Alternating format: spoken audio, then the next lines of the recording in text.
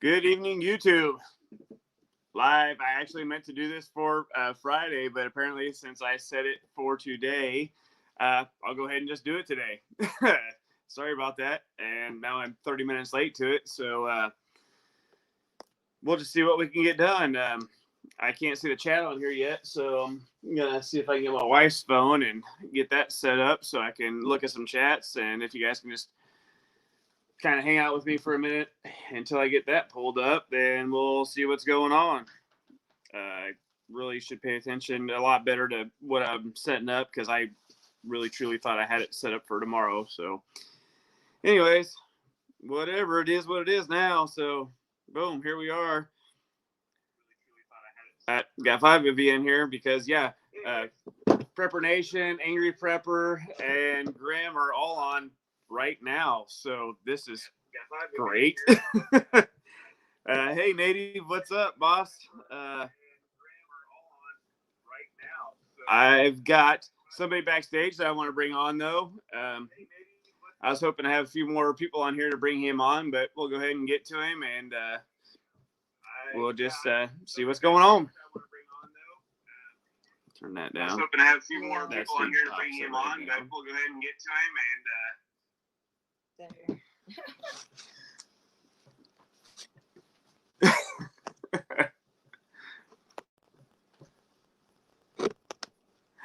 Hey man, how you doing tonight? I'm doing wonderful. And yourself, AJ? Not too bad, not too bad. I apologize about that, man. I No worries. Set it up wrong. I guess. Hey man, we're all human. We make mistakes, and then we do the best we can with what we got, and we roll on with it. Yeah, I that's probably the best thing I'm known for is screwing up. So I guess. Me too. We'll keep rolling with it then, right? Amen.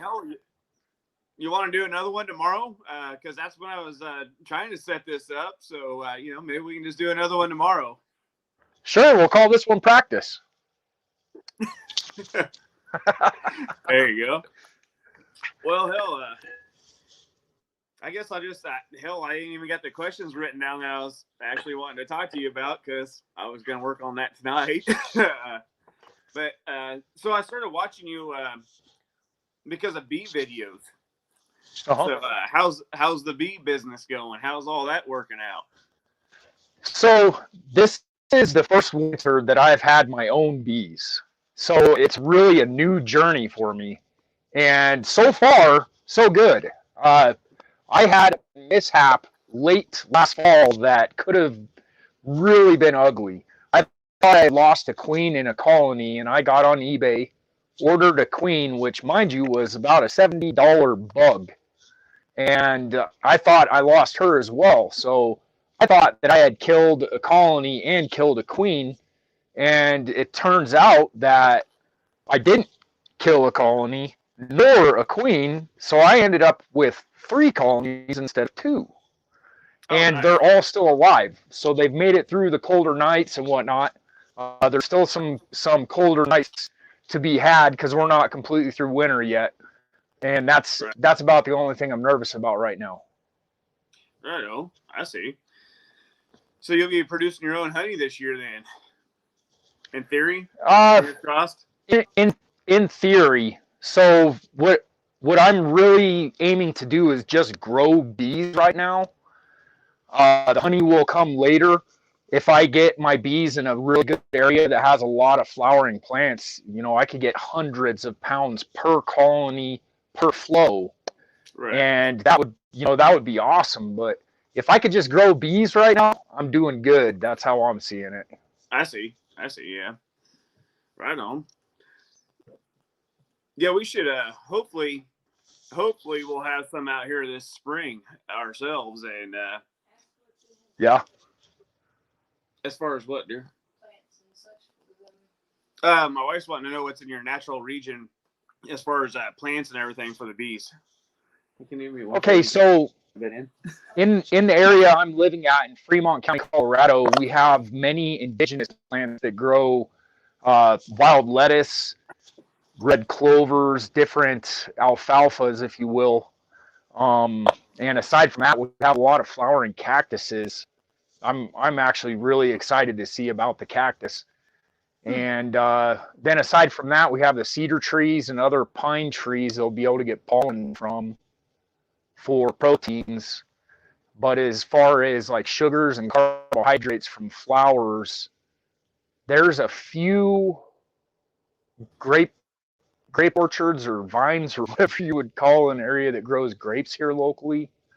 But aside from that, Penrose, the town I live in, used to be really big on apple trees actually, and unfortunately, with the way our country has gone, the apple trees kind of went to the wayside, and now there might be one or two orchards left in the area that some beekeepers already have access to. So I won't be able to take my bees in there, unfortunately. But I, I'll keep my hopes high and see about getting on a farmer's alfalfa field or something. You know, there's many right. possibilities. I see. Yeah, or like there's a guy that is here in Kansas, and he's infusing his with like CBD stuff. So I don't know if that's a possibility, like how he's doing that or whatever. And then my wife was asking if that it has something to do with if it makes a difference like in the honey. makes a difference in the honey, like what being on the fruit trees. Or... Oh yeah.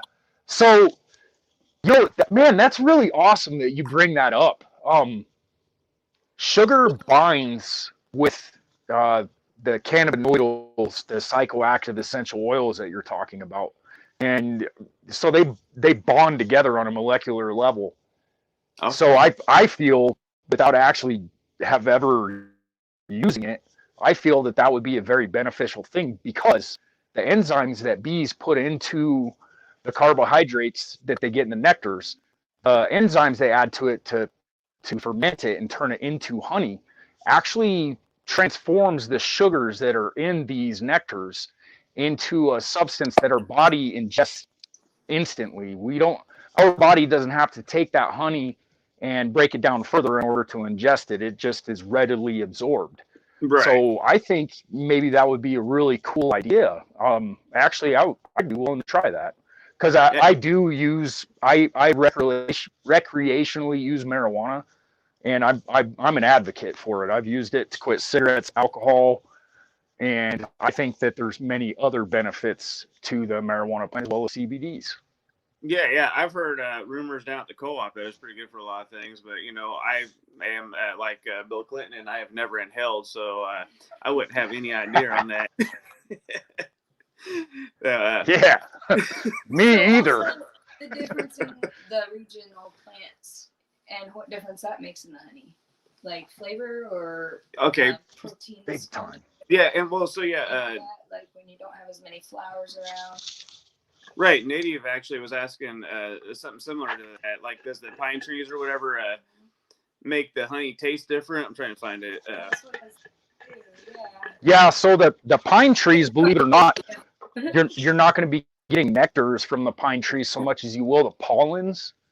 So a pine tree, the bees will be going to for proteins over carbohydrates, but that will still affect what is found in the colony, because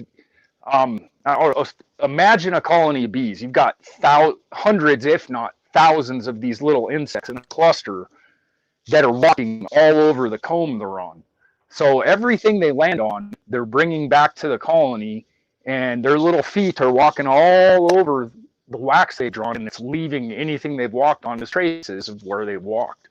So yeah, if you have a colony in a highly wooded area with conifers, you're going to have a loamy taste to your honeys if you get a good flow. Interesting. Yeah, because so like if you get fresh cow milk, around here, like it kind of it changes flavor. Like as soon as they start feeding alfalfa, you can really tell, because the milk becomes a lot sweeter, and it's just a lot different flavor. So yeah, that's really interesting. That I never thought about that going into like honey or whatever. Right, good point. Yeah, good question on your end, and good question on Native's end, and good answers on your end, man. I appreciate that, because I never really would have thought of that. So we need to find a lot of good tasting shit for our bees to eat then, I guess, or not eat like. Well, they're really industrious critters. I want to say a colony of bees will have a radius of like 3 square miles. Oh dang. Don't mark my words on a lot of the things I say. Don't take it as Oh, it's the Bible now, boss. as law, if you will. But I know they have a broad area that they can leave their colony to go and hunt of water, nectar, and pollen. They need those 3 things to survive. I see. Yeah. Well, what you're saying tonight, man, that's the Bible now. Sorry, so you can't, say don't take your word for it. It's the Bible now. Yeah. Here, my wife got these to hopefully help when we get our hives out there. If I can get it in there. Some flowers. Here, I'm on this. Let's see. Where's that? Man, okay, there we go. I have the chat brought up so I can try to read the chat and do this all at the same time. I'm really bad about that.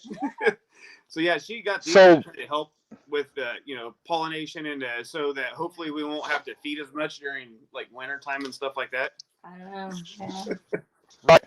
So what's cool about the pack of flowers that you just held up is they're perennials. Yes. So a perennial. Go ahead. No, yeah, I wanted something that I knew hopefully is gonna grow and then come back again. Sorry about that. Yeah, those are what we're planting, hopefully to feed the bees more. But what do you think on that? I guess I have a particularity towards fruits like watermelons and cantaloupes, but bees will take the nectar from any flower. It doesn't just have to be a fruit, vegetables. And like we were just talking about, it's going to affect the flavor. You were talking about the flavor of the cow's milk after eating alfalfa. And what's really incredible about bees, the way their stomachs work, they have 2 stomachs. One is their honey stomach or their nectar stomach. So when they go to the flower, they're sucking it up. And then when they get back to the colony of wax they've drawn, they're actually regurgitating that nectar back into the wax. So any plant they're taking that from, it's going to have that aura, if you will, of that plant. 10-4. Okay. So, yeah. That makes sense. And so yeah, like of course we'll grow watermelon and cantaloupe and stuff like that this year. And the big flowering dogwood. Yeah, and the big dogwood tree and everything, and they'll be pretty close awesome. to the bees. Love dogwood. Yes, they do. And it's always swarming. Oh yeah. It's crazy how loud that tree can get.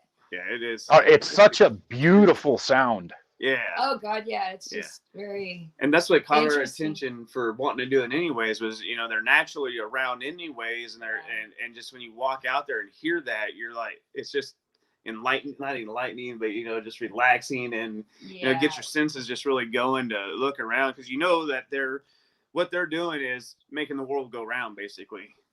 So absolutely it's terribly interesting. Absolutely. So Mad Shad was wondering earlier, are you going to make some mead? I actually saw that comment, Mad Shad, and it's interesting you said that. One of my goals before honey is mead, but I'll need the honey to do so. I think that would be really cool to make mead because it's natural. You're doing a whole fermenting process to make a safe, storable liquid. Now, I'm a recovered alcoholic, and I love mead. It's actually one of the things that led me off the edge to the point. I woke up, I was in my 20s, and I woke up with a loaded pistol on my chest, finger on the trigger, blah, blah, blah, blah. Long story short, I quit drinking alcohol, and it was because of mead. You have a love-hate relationship. Yeah, probably not a bad idea. Yeah, I'm definitely better without alcohol. Yeah, I think 99% of the world would be better without alcohol and moving on to or into, the greenery, I guess, or whatever, moving into that type of thing. Like here in Kansas, we can't really do that technically legally or anything. Yeah, technically legally. I don't know how else to say it, but yeah. But what's legal anymore? Hell, if they had their way, everything we do, they would require some tax, and you have to have this piece of paper that says you can do this and that, and it's a bunch of bullshit. I don't even know what we are doing is legal right now. Just talking. I mean, I don't know that I got the proper permission and written slips from Daddy to actually have a conversation with you. So it may not be legal after all anyway. Right. Yeah, I was going to talk about bees for a little bit longer, but now that we've got onto this, so that's point number 2, I guess. So I started watching your channel because of the bees. I can't even remember. I was on somebody's and I seen you make a comment, so I hopped over on somebody's channel about bees, and you made a comment, so I hopped over just to check you out, and then you were doing your bee thing. I started watching, and then you started getting a little bit more like political and stuff. So, which was it was interesting there too, and I enjoy the hell out of that kind of stuff too. So, what took you from your channel being like about bees to warping a little bit more into political stuff, but you still bring up your bees and stuff once in a while, you still. Right. So what helped warp that? So I see YouTube as an incredibly powerful platform. We're capable of talking to people around the globe, and that is marvelous. Right. So the way I see my channel, I'm not going to claim to be anything that I'm not. But what I am going to claim to be is another human being, and I'll pretend to be an astronaut on planet Earth ready to explore. So my channel, although I totally intended on just doing like beekeeping and outdoors Colorado stuff, right, I really felt driven to bring the politics in because I loathe politics. I cannot stand them. But when Donald Trump ran for president, I saw somebody running for office that I believed in. I voted for him twice. I don't agree with what's going on right now. And I really, truly believe that there's some stuff going on behind the screens that we don't know about that's going to change a lot of opinions of a lot of people. Yeah, that's very true. Yeah, I think that's there's a lot of interesting, I guess is the term I'll use, and very interesting things. That's my favorite word because I don't know a lot of big words, so interesting is a bigger word to me. So I use it a lot. It Great word. A lot, yeah. Great word, bro. Yes, it does. It's interesting, and I want to see what's going on. I'm anxious or whatever to see kind of how everything unfolds with all these different things that are going on behind the scenes, because I know there's a ton of stuff that we get little crumbs of what's truly going on, and that's all we're allowed to get. And now I don't think we're getting the crumbs we're supposed to get. They're even cutting off a lot of the crumbs we're supposed to get. So there's definitely misinformation about, and it is what it is. But what makes it really easy for me to paint the bigger picture is the president of the free world was censored. Yeah. Put that in your pipe and smoke it. That's big shit. Yeah. And whether people want to admit it or not, come on. That's scary as hell, Yeah. Like the fella or not. Wow. Yeah. Like the fella or not. I was having a discussion with a guy at work the other day because, hey, Patriot 3%er, what's up, boss? I was having a discussion with a guy at work the other day, and I am a Trump fan, but there's a lot of things I didn't like. There's a lot of things that I didn't like, and stuff like that. But I was a big Trump fan, and we was talking about all this that's going on. And I was like, man, like it or not, there's just some sketchy, weird stuff going on, man. You can't sit here and tell me it's not weird. Yes. Any of this stuff.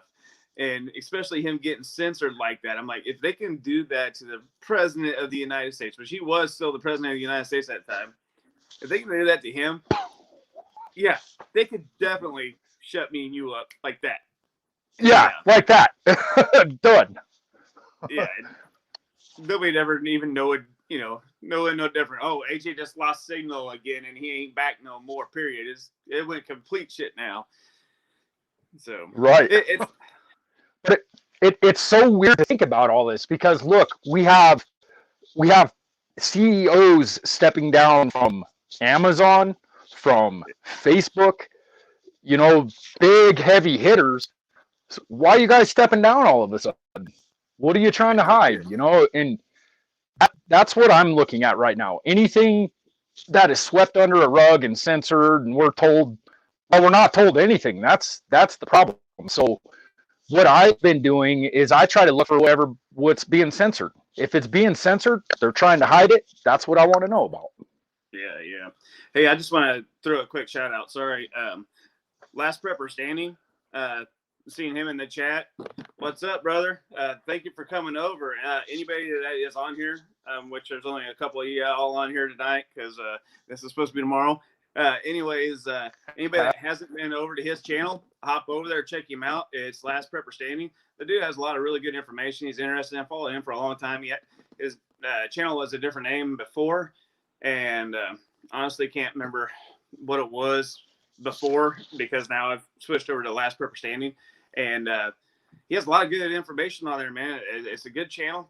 Y'all need to definitely hop over there and check it out, and maybe one of these days I can talk him into hopping on here if I can schedule it for the day that I know what's going on. Prepping outside the box actually saved my ass because I'm sitting here just drinking water and just got done eating supper, trying to drink the last cup of water just to hydrate for the rest of the day. And Josh, prepping outside the box next to me, he's like, "You're live." I'm like, "No, I'm not." Wait, well, hang on. What do you mean I'm live? And I'm like, "Yeah, tomorrow." I was shooting you emails like, I'm pretty sure you have it set for right now, and I think you were thinking tomorrow night. Yeah, and I don't know how I did that. Well, I'm a jackass, obviously, but I don't know how I honestly did that. Whatever. Just sitting there, just chilling out with the wife, and she's wanting to show me her seeds and everything. I'm like, "Hey, I'm supposed to be live right now, man. I can't miss another one because we had a kind of like an emergency that popped up Tuesday, and so I ended up having to miss that live, and that really sucked. But life is life; it happens. And so, anyways, yeah, I missed. Can't stop it. Yeah, exactly. So yeah, man, I apologize, dude. I did not mean to just drop that on you like that tonight. Hey, no apology necessary. That's what we do in the world, to work together. And that's something that we all need to be reminded of right now more than ever. We need to stop being on the page of for me. Instead, we have to be on the page of, hey, how's it going? I'm here to help. Yeah, exactly. Well, and I know you're a helper. You present that in your videos all the time. That's why I follow you. You add value to my life because we're all therapists for each other, and that's how I see it. Exactly. Hey, Mulberry, what's up? And thanks, Native, on that one. But yeah, I appreciate it, and yeah, that's the thing that I enjoy the most about the prepping network or the prepping community, I guess, is everybody kind of having each other's backs and helping each other out a lot. Like you and I talking here, and I wasn't even responding back to you at those emails at that point because I only check them randomly here and there, and you were still at the ready as soon as I was like, "Oh shit, man, here's a link," bam, you were on there, and prepping outside the boxes that hit me up going, "Hey, dude, you're live," and it's great to have people. That seems minimal, but it's not in the back of my mind. Somebody, people that are there at the ready like that, it's nice to have that kind of thing and not have a bunch of little, random dumb shit getting in the way and causing people to argue or bicker, or, oh, I ain't going to help this dude out or whatnot. That's because that's what we need to do as a prepping community.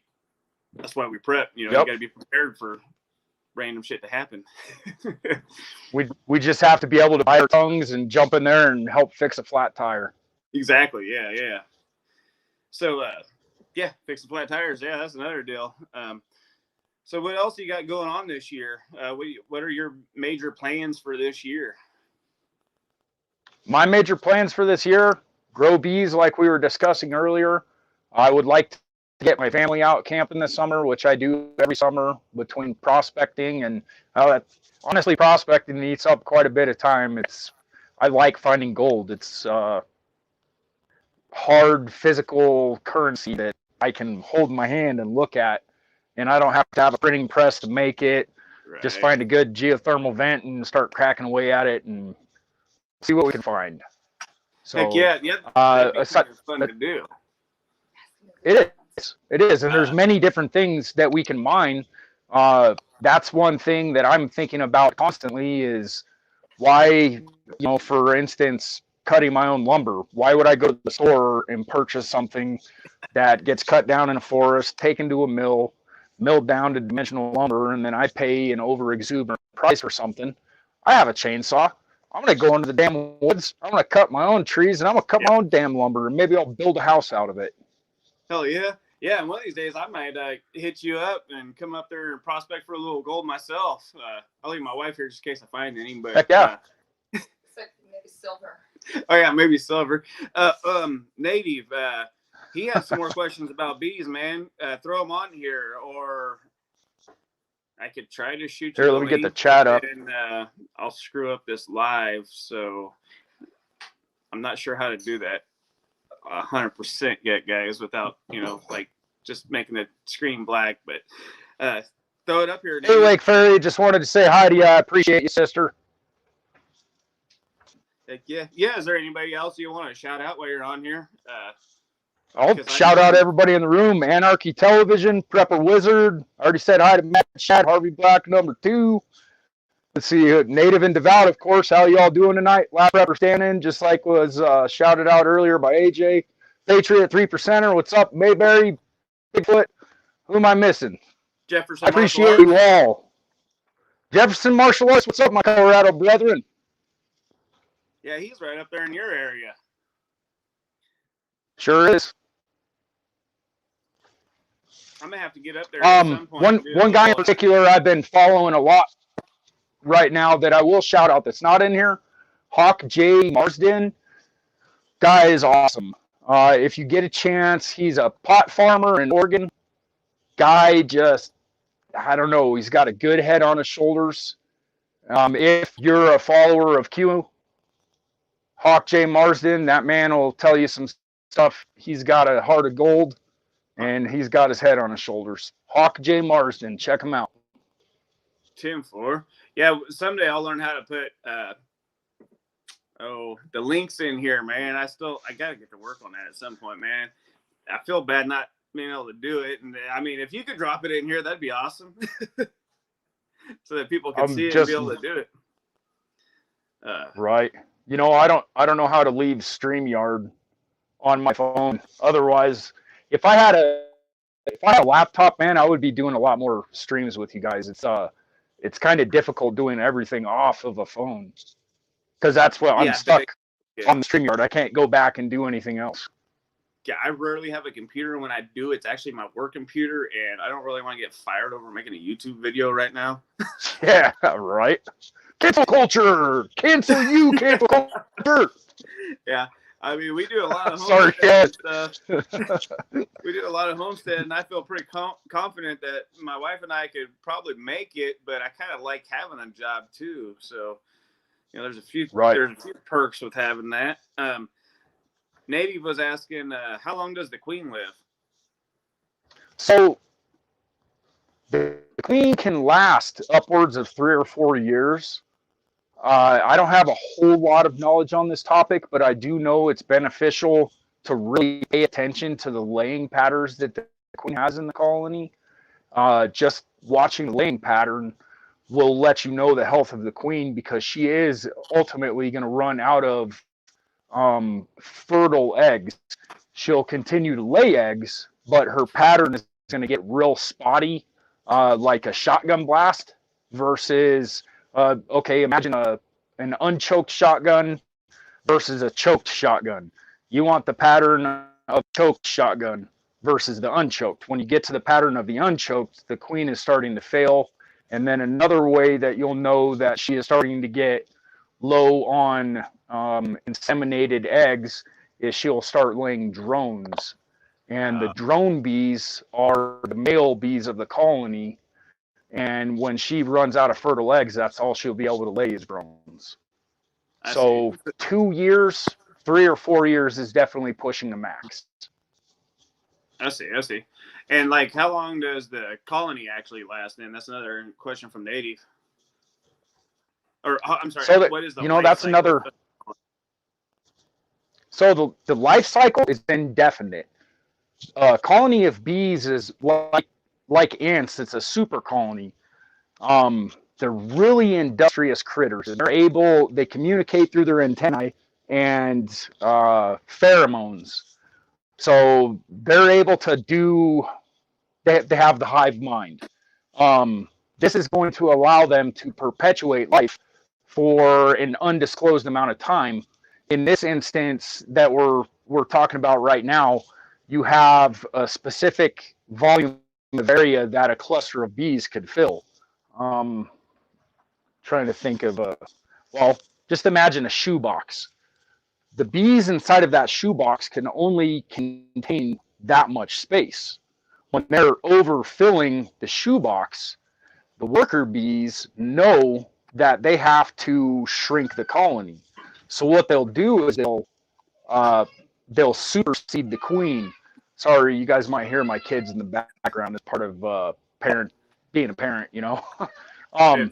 Anyways, the worker bees will see that they're running out of space, and they'll cast supersedure cells and swarm cells, where they take an egg that the queen has laid, put it in one of these queen cups, and feed it differently than they would the other worker bees, which grows a queen bee. When this new queen bee hatches, she'll swarm and leave the colony and take worker bees with her, which will drop the size of the colony.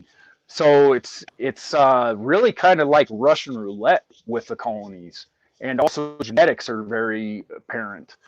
The drone bee that the queen bee mates with is going to decide the genetics of the bees that she continues to lay.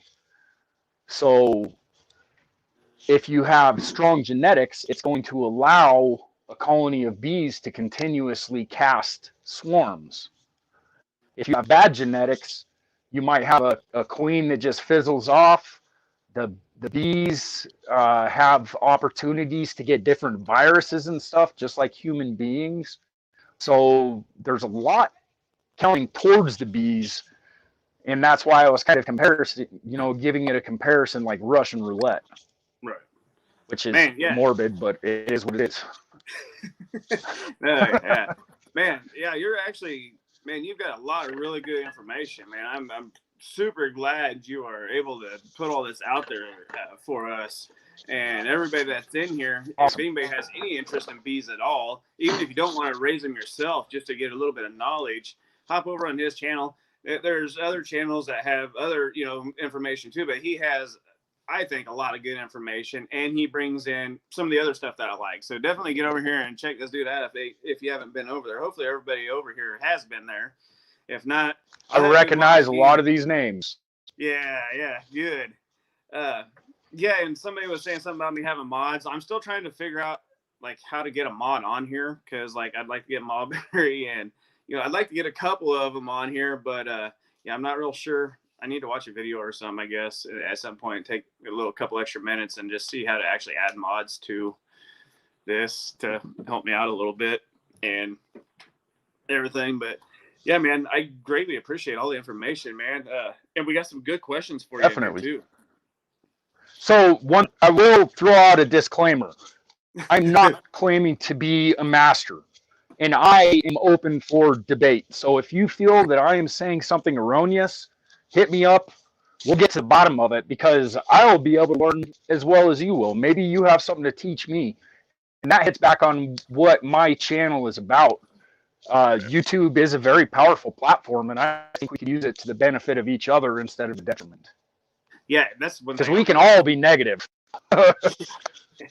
Yeah, that's one thing I really enjoy about it. My wife and I both, I think, is all the information you can gain off of it. And you get some humor out of it too, quite a few times. But you can share information. And, even if you don't have like real information, like the little project that my wife and I are working on, we're just kind of fumbling our way through it. We're trying some different things there. And I had some comments that were telling me, well, we're doing this, it's not going to work, or, some comments like that. And it may not work. I don't know. But like what I have planned out and what we've kind of got lined out, I want to run it through to the end and just see what happens, because I've seen a lot of different things, read a lot of different things where it caught my interest. And so, yeah, it's nice to be able to put it out there and get this feedback so you can get it And yeah, you can either use it or like me on this certain project, I'm going to put it to the back burner for now and do this one that we've been looking at. And if it doesn't work this time, then I'll bring and incorporate this other stuff that I learned from, or potentially learned in the comments, you know, and put that into play and see how that works. Right. Yeah. All so the amen to that. You know, I want to say it was Roosevelt that said it is best to do the right thing. It's next best to do the wrong thing, and it's worse to do nothing at all. So when you're able to step forward and know that you're willing to make mistakes, then you're willing to learn something and move on to what is hopefully success. Right. Sorry, man. I got a big old smile because I just read a prep wizard, Herb Honey Ideas. He says he can see that on a T-shirt, and I think that's pretty damn good. That is an awesome idea. I like that. Yeah. That's catchy. I would wear that regularly. I'd get more pissed. Herb Honey Ideas. Oh, a hive. Yeah. Oh, man, we're going to tear that one up here in a little bit. We're going to end up with all kinds of random stuff coming off of the CBDs and honey and infusing all that stuff, man, because, man, that is one good thing, though, man. Honey, which tastes great. Love it. And CBDs and all that good stuff also as well tastes great. And also very, very good for you. So you can combine, definitely all these things that are super good for you. And, you know, it says in the Bible, let thy food be thy medicine. And I believe strongly in that. Anything holistic is the answer. Yeah. Yes, sir. Hey, Rip Curl, what's up, fella? Rip Curl, what's up? So somebody was asking, let's see here, where'd it go? Something about water.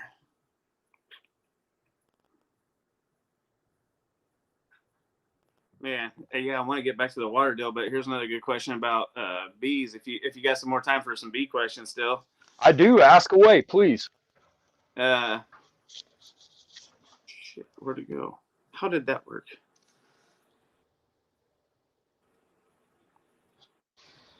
All right. Sorry, man. I had it and I moved my finger just right, apparently. That's what she said. I knew. Yeah, I was waiting for that. Oh, choking on my drink here. Dang, I lost that one, man. So I saw a question in chat from Carmen Gizzy. I'm sorry, she or he. I apologize. I saw the question you were asking about a queen superseding if a new queen is born. And I'm not 100% sure how it works. What I can tell you is that there's a number of locations that the worker bees will draw new queen cells. And where those queen cells are drawn actually is a telling sign of what the worker bees are trying to do in the colony. So, for instance, a swarm cell is drawn at the bottom of the frame or the bottom of the comb, and that puts that queen towards the outside. I'm pretty sure a swarm cell, when it hatches, I'm pretty sure that she leaves the colony with worker bees. Or the queen that is in the colony will leave with the current worker bees and leave that virgin queen behind in order for her to hatch out the remaining brood that remains in the hive. And she will have to go out and do a mating flight in order to be able to continue the colony. A supersedure cell, which is drawn in the middle of the frame, is actually, they're going to end up murder, death, killing the existing queen and replacing her with that new queen because she is failing. Nice. Okay. Well, yeah, and that's actually the question that I lost earlier when I was sitting there looking, and whatever the hell I did, it went boom, gone. But Hutch Homestead had one. He said if he sets up empty hive box, what are the chances it will colonize naturally? And how would I attack a new attract a new queen. I'm guessing it says attack, but I'm guessing he said attract. Attract. So if you have equipment for bees, you can definitely set it up as what's called a swarm trap and try to capture a swarm. I was mentioning earlier that bees work off of pheromones, so that's actually a really big thing. I've never successfully caught a swarm of bees. When I was a kid in California, I had the luxury of going on some really cool swarm removals with my dad. 3 separate places, Universal Studios Hollywood on the Backdraft exhibit, we got to do a swarm removal. We also did one at Universal Studios Hollywood on the Jaws exhibit, which was a real creepy experience for me because I have a phobia of sharks. And it was nerve-wracking sitting there, helping my dad move all this equipment under the swarm of bees, and that damn electronic shark kept coming up out of the water. And I think I was like 9 years old. It just gave me the heebie-jeebies. And then the other one was at Walt Disney. It was just in a tree by the water.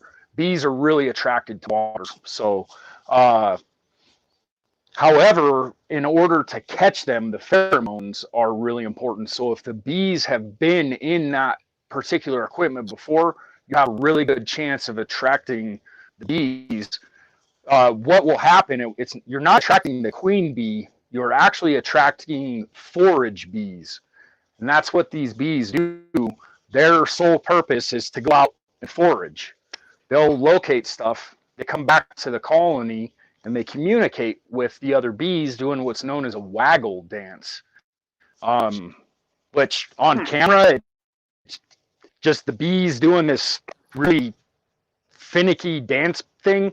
When you guys get a chance, check it out on Google or on YouTube. I guarantee you'll be able to find videos of the waggle dance. The waggle dance is what they do to communicate a location with the other bees. So these forager bees will go out and they'll locate a hollow that they're able to protect their colonies from the elements. So if you have that existing equipment, bees have already been in it, you have a good chance of capturing a swarm. What I would suggest is trying to put your equipment above head height in a tree or something of the sort. You don't want it on the ground. Bees will tend to avoid something that's on the ground because other animals can have access to such a thing. If you have new equipment, I would suggest Swarm Commander, which can be bought online. Or if you want to try something of your own, you can use lemongrass oil and small quantities. And that lemongrass oil is reminiscent of the scent of a colony of bees. Yeah, lemongrass works pretty good. So like when I used to chew, I chewed wintergreen, Copenhagen wintergreen long cut. And I'm a big fan of using peppermint oil all the time. I always rub peppermint oil under my nose, put it on my temples, stuff like that. Turns out that honeybees really love wintergreen and peppermint oil. And I knew that because I got swarmed. Like we got out, my wife and I was checking out this hive. Oh, yeah. And, oh, yeah. They're kind of buzzing around everywhere, and they're just like all over me. I'm like, fucking kidding me? They're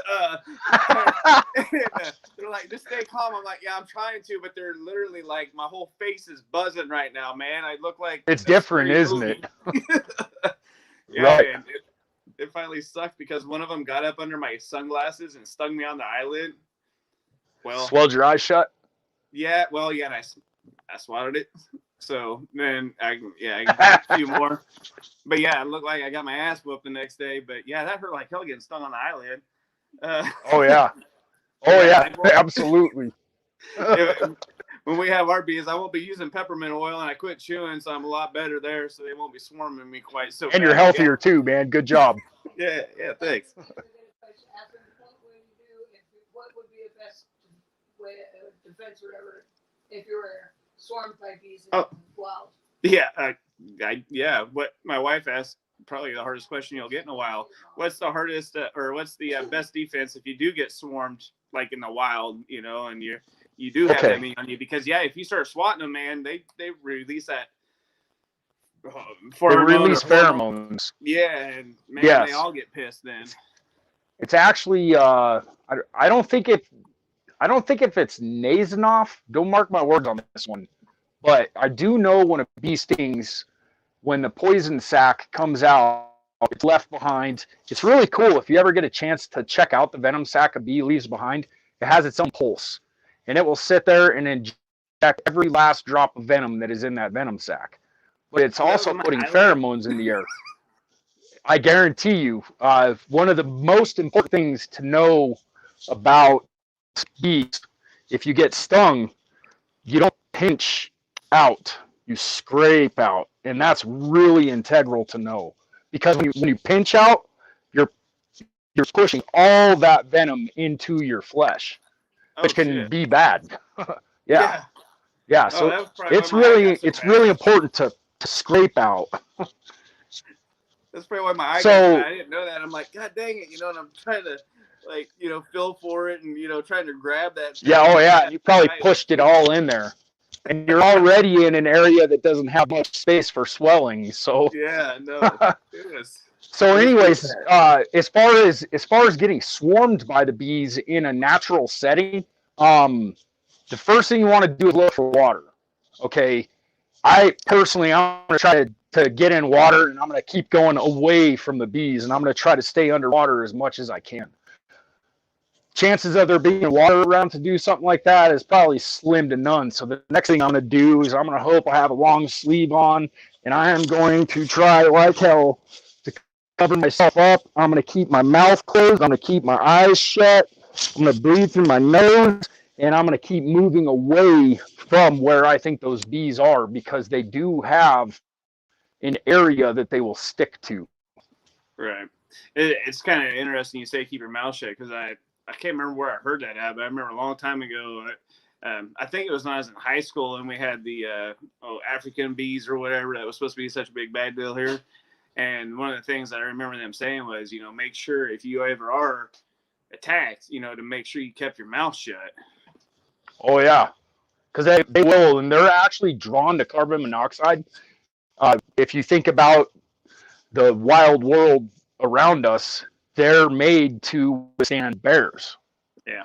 So the way that a colony of bees is going to know that a bear is there is from the carbon monoxide that it's breathing into the colony as it's trying to eat the brood, the honey, the pollen stores, whatever they have in there. I mean, if you were a bear, a freaking colony of bees would be an awesome dinner. So they're genetically made to be drawn to stuff like that and try to push it away. Right. So when you're exhaling, they're going to be flying into your mouth. They'll do the same thing with your nose. And you can actually notice it just working around bees. A lot of times I have trouble keeping my smoker going. And if I want to move bees on a frame, I'll just blow on them. And that gets the bees to move out of the way. Oh, damn. That's pretty cool. Northern Girl Hobby says just to wear 5 masks. That way you can keep COVID away and bees away, I guess, That's a pretty good point, though. That's another channel there. I'm sure y'all have been over there already. But, yeah, Northern Girl Hobbies, that's a dang good channel. Get over there and check it out. It's a lot more interesting than mine most of the time. Except for when I got guests on. That makes it a lot better.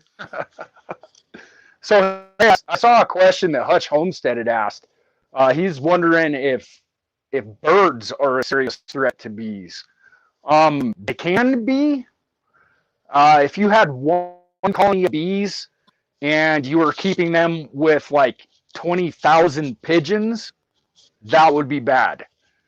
But if you have a couple of chickens or some other nesting birds in the area, I don't think they're really going to possess a threat, just because the bee is going to sting them as they're swallowing it, and they're going to learn the hard way that bees don't settle with their innards. And see, I was told, like around here, and I don't know how true it is, but skunks are actually a big issue for honeybees. Big time. And skunks, any kind of rodent, I was talking earlier about how viruses can get into bee colonies. And that comes from mites. There's small hive beetles. Wax moths can infiltrate colonies of bees. But skunks, just like a bear, they see that colony of bees as a lot of good proteins and carbohydrates. Right. You know, that's a smorgasbord for a critter out in the wild. They're like, heck yeah, man, they can smell all that goodness, and they probably just want to tear it up. Yeah. Okay. Yeah. I was just kind of curious about that because, yeah, that was one thing I was worried about with skunks, which, of course, where I live at, skunks are everywhere. And I'm going to sound like a goofball here. I kind of hate shooting a skunk because they're actually a nice looking animal. They look pretty cool. Yeah. Skunks are awesome, man. Yeah. Yeah. Too bad they stink. Yeah. And they screw up your garden too, little bastards. Yeah. They get there and screw up our garden too. But yeah, other than that, I didn't realize because we were thinking like deer and stuff like that. But then turns out that wherever you put hives at, so deer hunters, wherever you put hives at, they attract deer in, and which makes sense because you put molasses and peanut butter, all these other sweet, apple smells out for deer if you're trying to attract them in. So these beehives will actually attract some good deer in for hunting and stuff, which just so happens they're not too far away from a tree stand, so it might help me out maybe a little bit. Yeah, definitely. I never thought of that, and that definitely makes sense. I've got a video I need to upload. Here about 4 weeks ago, I was working locally here in Colorado, about 40 miles from where I live, and I had a 6-point mule deer eating out of the palm of my hand. It was kind of nerve-wracking, but that damn buck lives so close to the town. He comes walking up to me, and I'm like, do you want some of my peanuts, dude? And that freaking buck sat there and ate peanuts out of my hand, man. Man, yeah. So yeah, I can see him wanting some honey. Because I know they're damn strong, man. I shot one time we hit it right in the spine, so it dropped instantly. I didn't have to go look for it or whatever. But it wasn't quite all the way done, so I thought I was going to just walk up and grab its head and do this thing, and I grabbed it and flipped me up, man. God, oh yeah. So when I was a kid in Oregon, when I was a kid in Oregon, I watched one of my uncles approach a deer that he had shot during rifle season, and he walked right up to that thing like he owned it, and that damn buck gored him right in the groin like that quick, dude, before we knew what was going on. Trip to the hospital, freaking ruptured testicle, the whole 9 yards. It was horrible. Yeah. Oh, God. Yes, I did get really lucky. Yes, I know. And it was a dumb idea, but I thought, man, he's pretty hurt. It dropped him instantly. It was a spine shot. I thought, this dude ain't doing nothing. Man, he was still terribly strong. Terribly strong. Holy cow, man. But yeah, I've learned a lot of good lessons with animals, just like going out to try to get an armadillo that turns out to be a badger, make sure, this all goes into your prepping life. Make sure you know what you're doing before you go running out the door after something. Hutch Homestead's comment was pretty funny. Is that y'all realize?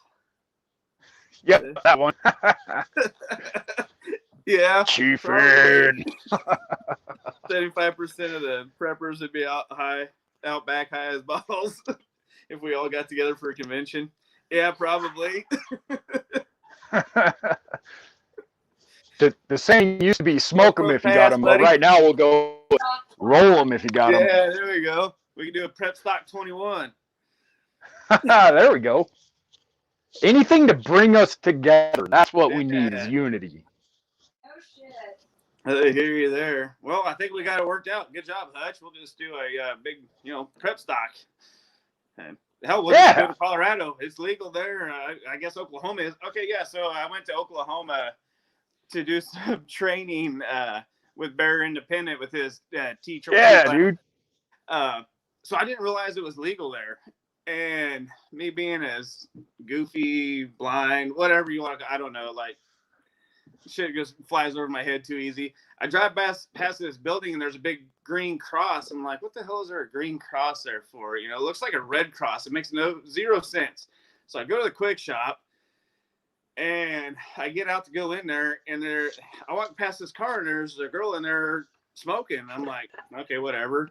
But I look over and there's a cop sitting there. I'm like, God dang, she's pretty brave. And, go through all this. And none of it ever sinks in until I'm going back. And I was like, that's a pot store. And it finally started sinking in that So- Oklahoma apparently is legal. That's crazy, because I'm going to tell you, if you're in Colorado, don't go smoking no pot in a car in front of a cop, because your ass is going to jail. Oh, really? Oh yeah, that's big no. See, Or maybe yeah, I know something, but I try not to smoke around cops. They don't need to know. I mean, dude, I fucking open carry every day of my life, so I try not to be stoned everywhere I go. Yeah, I seen that cop sitting there, and I thought, man, I'm buying a 6-pack. I might as well crack one open as soon as I hit the door, but I didn't actually do it. I just, I thought it'd be a good idea, but then my actual thought said, no, don't do it. But yeah, Native, I agree with you. As soon as he said that about getting a ruptured testicle, I'm definitely one of the guys that flinched. He asked how many guys flinched when you said that. I was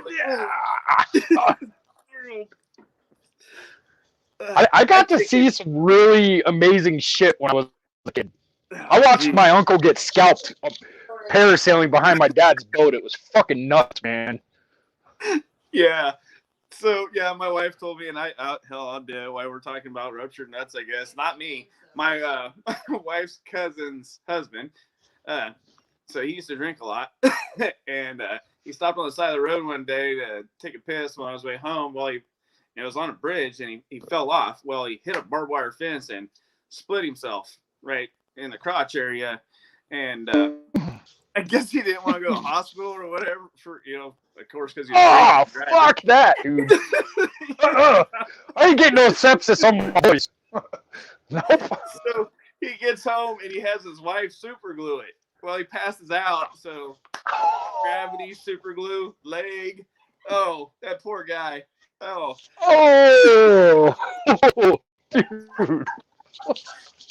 Still to this day. I've had bad experiences with super glue trying to band-aid myself up. Like, wash that shit first. I'll tell you that much. Yeah. Oh, man. Oh. God, with super glue even. Damn. Yeah, I'm not that brave. That would sting a little. I chickened out. I went to go get vasectomy, and I was sitting there in the office, and I'm just reading the little whatever magazines they got laying around there. And they took so long. I was sitting there, and I was like, all these thoughts are going through my head. I'm like, man, that everything down there has been sealed up for like 40 plus years, man. It's supposed to be sealed up, and there's just all these pictures of all these things that, well, if you go to work afterwards and you don't wait long enough, this can happen and this can happen. Started going through my head. I'm like, oh, this, man, charge me the $25. I'm out. It left. Yeah, I've not had a vasectomy. I don't think I'll ever go under the knife or something like that. I was talking about holistics earlier. I didn't even have. Maybe this isn't something for YouTube, but fuck it, Both of my boys, I did not have circumcised. I do not believe in that. I think it's really creepy that we live in a civilization that's decided, hey, when you're born, we're gonna cut your dick off. So sorry. Maybe I'm supposed to keep this PG. I apologize if I am, but nope. It's fine. No, it's all good. And see, this just solidifies what Hutch Homestead said. He's like, man, I bet AJ gets the giggles, and I'm assuming anyway he's talking about if I smoke, and yes, I do. I get very, very giggly. I guess I get talkative too, but very giggly. Yeah. Giggity goo. All right. I don't know what. I'm just. All right, I'm gonna try to catch up on some of these chats here real quick. Ask him what his opinion of silver is. Boom, giggles. What's your opinion on silver? Like the current market? I know you like going and looking for. Honestly, I wish that the prospecting I do, I wish I was finding other intrinsic metals, but really all I'm locating is gold. I know on occasion I have found some platinum, but if I could find silver, that would be pretty sweet. I had my wife go out and buy some silver proof sets when all this shit started going down in the stock market, because if I can do something to fuck over the elites, you bet your ass I'm going to do as much of it as I can. And that's what I think about silver. Yeah. I want more of it. Yeah. Yeah. I want more brass. Save what? Nickels. Oh, my wife wants to know if you think it's worthwhile to save nickels. Like the nickels that, 65? And, yeah, pre-64. I want to say that nickels, they stopped making silver nickels in the 40s, maybe even the 30s, or I maybe almost want to say the nickels were actually made of nickel. I'm more keen on dimes and quarters and any other denominations of coins that were price 64. Nickels, I'll keep them, but I'm pretty sure they're not silver. I think they were just another junk metal. I think. Don't hold my words on it. I don't know much about it. All I remember is seeing like one of my old bosses had some dollar bills and other bills that you could trade it in. It said this was a certificate of gold or whatever, and it was kind of interesting. Yeah, because it was an actual note instead of being like a loan, kind of. Like the money we got now is basically a loan. And right. Well, I have a few greenbacks, not many, but if you have any greenbacks, those are worth more than the American dollar right now. Silver certificates, gold certificates. Right. Northern Girl Hobby says 1942 for silver nickels. There we go. That sounds about right. So I saw Mad Shad was saying just finding gold, like that's a bad thing, but what you guys have to understand when I'm prospecting, I if I find a gram in a day, I'm doing pretty fucking good. And a gram is a couple bucks. And that's a hell of a lot of work for a couple of bucks. Yeah, but I think I'm not fun. Say again. Sorry, I just think it'd be kind of fun to go do that, just go up to the mountains and hang out, prospecting and all that kind of stuff. But it's awesome. I like being by the river. I was born in California and I grew up next to the ocean. Oh. I had a fortunate childhood. I spent a lot of time on Havasu, Lake Powell, the Colorado River, the Snake, the Deschutes. I've been up and down the West Coast.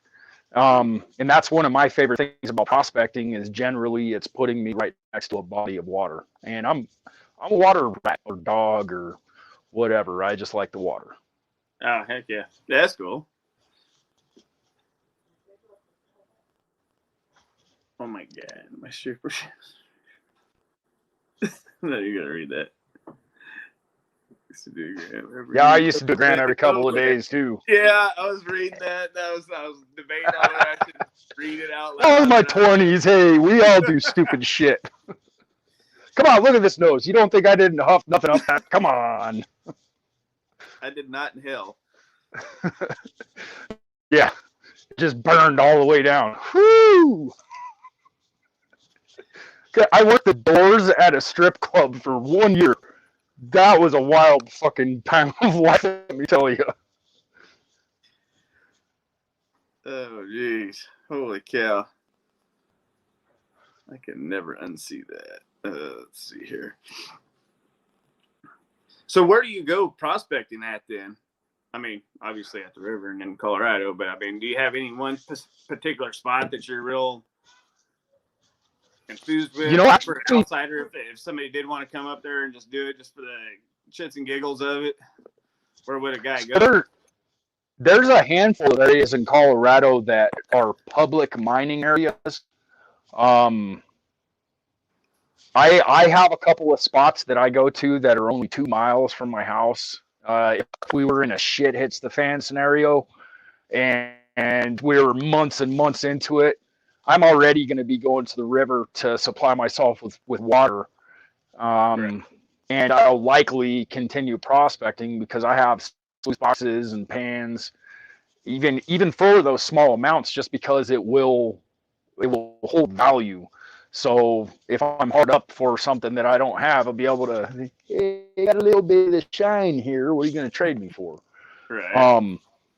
the Arkansas River is where I do my prospecting off of. There are other locations in Colorado. One in particular that any of you guys could look up on the internet is Cache Creek. There was a lot of hydrostatic mining that was done in Colorado over the decades that, of course, was made illegal back in like the 1920s or possibly earlier, later. There was a lot of bigger gold to be found, and now what's left is the smaller shit that fell through the cracks, and there's the occasional bigger piece. But you could jump on some channels like Dan Hurd or Pioneer Polly. They're out of British Columbia, and man, the color those guys find is freaking out of this world. I mean, they're finding nuggets, and I'm finding fly shit, and I'm talking atomic gold. It's, you got to have a lens to be able to see this stuff. Yeah, I have a buddy of mine that he's a big dirt bike guy, and he went to Colorado one time, went riding through, I guess there's a bunch of trails and stuff up through there, and he went riding down through there. When he got back and he was washing his bike off and his clothes, he found a bunch of little tiny gold flakes. He started getting all excited. I'm like, man, you ever heard of fool's gold? Because I'm almost promising you pyrite trails. Yep, it was pyrite, I promise.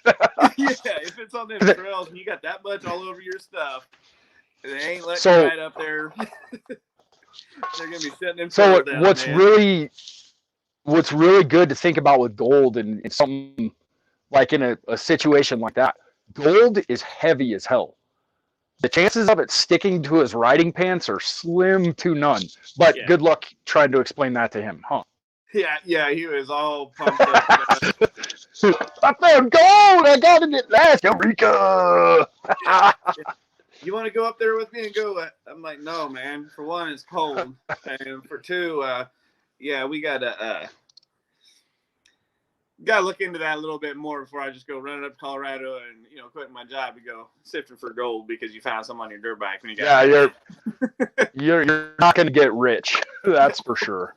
But that's the same guy that wants to milk scorpions. That's true. That's the same guy that called me up one day and he's like, "Hey, man, how do you feel about milking scorpions?" And I was like, "No, before we're done. I'm already done with this conversation."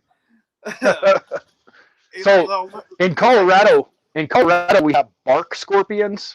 They're pretty small. They're like a pseudo scorpion. They don't have an actual endoskeleton. But let me tell you, them little sons of bitches pack a punch. I was 17 years old, and I was asleep. It was like 2 o'clock in the morning, and I woke up and I felt something in my hair. Oh. So I went to flick it, and I felt something in my hair, like, what the fuck is this? And then it hit me, man. It was like getting smacked with a baseball bat. That son of a bitch got me right behind the ear, and my head swelled so bad, my ear shut, I couldn't hear out of it. So I was saying, this happened at like 2 in the morning. I woke my dad up immediately. Because it scared the shit out of me. I got stung in the head by a scorpion. Yeah. So I go wake my dad up and I say, "Hey, Dad, I got stung by a scorpion." And he says, "Son, go back to sleep. You'll be all right." I didn't sleep anymore, but I was all right. Thanks, damn. Dad. Yeah. I love being that son. It's awesome. Yeah. Well, these were death stalker scorpions. So the name kind of made me go, "What?" in the first place. And so I looked them up, and apparently you die a horrible, horrible death from it. I'm like, no way, man. What is wrong with you? But you could get rich. Yeah, you could get rich, definitely. And I say, there is good money in those venoms. They use them to study to make, oh crap, what do they give you in the hospital? And like anti-venom. Yeah. Well, and this one's supposed to be used in cancer and stuff like that. And I mean, like if he's, I don't know. I guess it depends on how much money it was, because I mean, you're gonna die anyway. So if you can make a shit ton of money, why not? Yep. Hell with it. Right. Yeah, I don't think I would enjoy milking scorpions that much. I watched some videos on it, and it ain't really that bad. I mean, like getting them gathered is the bad part, because you take a pretty high risk of getting zapped by one. Right. But, the actual process of milking them isn't really that bad after you get them. Because, yeah. We aren't having scorpions on the farm. No, not here. We ain't having scorpions. They sounded too dangerous to have them here. I just want to let you know about it. Oh, geez. Okay, so what else we got here? How long have we been on here? Oh, shit. Never.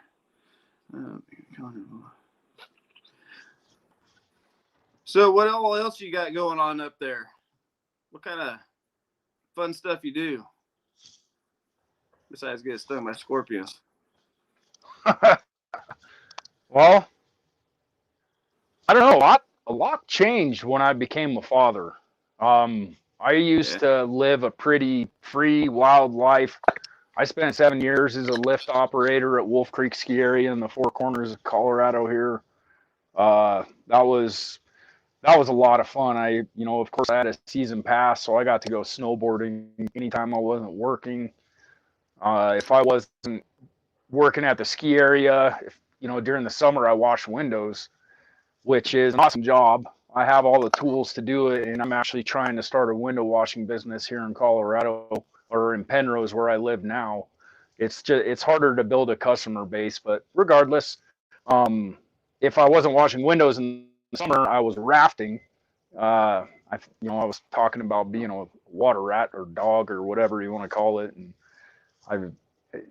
any water sport, fishing, any of that stuff. If it's around water, it's a good time. Right on. No. Yeah. That was behind the truck. That doesn't count. My wife said, tell you I've been snowboarding before, and yeah, I did once, but it was behind a pickup truck because we don't have mountains here. So, hey, that's still snowboarding. Yeah, just hold on the rope and get going, and that shit's real, man. Your feet are strapped to one board, like that takes some cojones. Yeah, well, see, no, I was on a hood one time, and do you know much about finishing concrete? So they're called sliders. You put your knees on them, and your feet go in the backside, and you kind of slide across. Okay, so I used those one time also, which that was a shit. Yeah, that was man, that was bad. Yeah, there's no edges, man. No control with those. No, and yeah, we're all pretty young, and yeah, that was horrible bad, man. I thought I tore all kinds of stuff up, man. First and last time I ever tried to do that. I mean, it was kind of fun for like 20 seconds. So in my 20s, living in Pagosa, I think this night involved a lot of Crown Royal, and there was a bathtub in a hill, and I'll be damned if by the end of that night that bathtub wasn't in pieces, because imagine like 12 guys pushing that subbitch up the hill, and then everybody climbing into it and riding it down the hill. Like, whew. I don't know. The fact that I'm alive to tell some of the stories I've got, I've had some angels along with me for my life. Yeah, I have to agree. Definitely done some interesting things. I'll use the word interesting again because it covers. It's a good word. Oh, geez. Okay, man. Well, I think we may have to go ahead and call her a night. For sure. If anybody has any other last minute questions or you got any last minute things you want to throw out there. Hey, I just would say thanks everybody who came in and supported AJ and I tonight. I appreciate everybody that has joined me on my journey on my channel.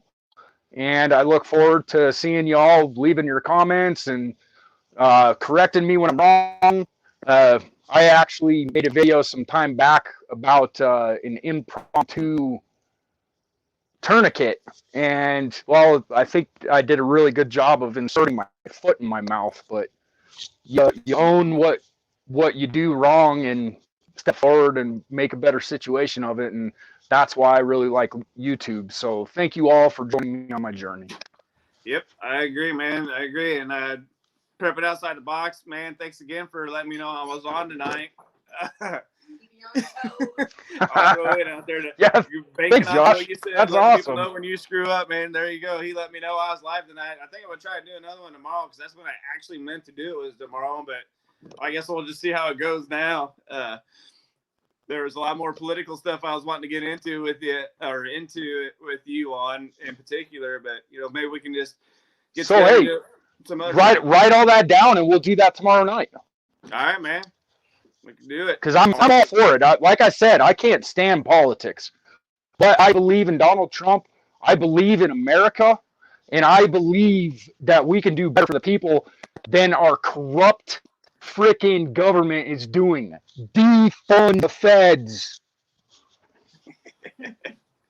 Agreed. All right, man. Well, y'all have a good night. Thanks for coming. Appreciate y'all showing up. Later. Later.